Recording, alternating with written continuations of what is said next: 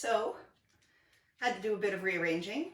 I'm not sure how the sound is going to be in this. That was Edgar. He's assisting today. But I am going to attempt to recreate my basic obedience class at home. The first thing we're going to start with is getting ready for training. It does take a little bit of prep work. So what I have done is put together some basic things. The first thing is a good leash. Not one with poop bags on it, not one with a bunch of things dangling from it. I like leather. It's comfortable in my hand and it's sturdy. I always choose the braided leather rugs because there's no stitching that can fall apart and no rivets that can weaken the leather. So this is a 6-foot training lead. It's nice and lightweight with a small clip. I have different size dogs that I'm going to be working with, and I want the least obtrusive clip that I can get. The second thing that I'm going to be using in my training videos is a clicker. You do not need to use a clicker to train your dog, but I am going to use it because it clearly delineates for the dog the difference between when I'm talking and giving instructions to my audience and when I am trying to reinforce, praise, mark, correct behaviors from my dog.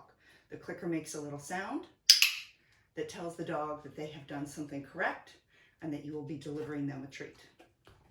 So, a marker word or clicker, there is a handout on this. That would be the next tool that you need.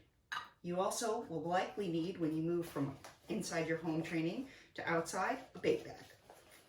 I like this bait bag because it clips on to your belt.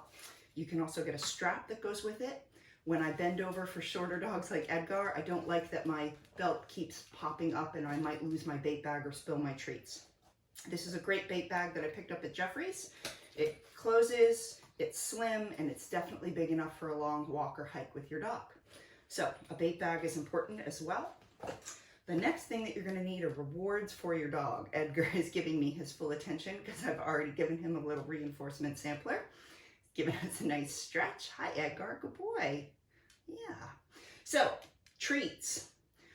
I like to use high quality treats. There is no reason to give your dog diarrhea because you're doing training.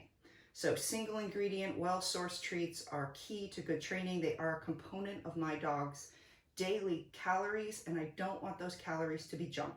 So, I use high quality training treats.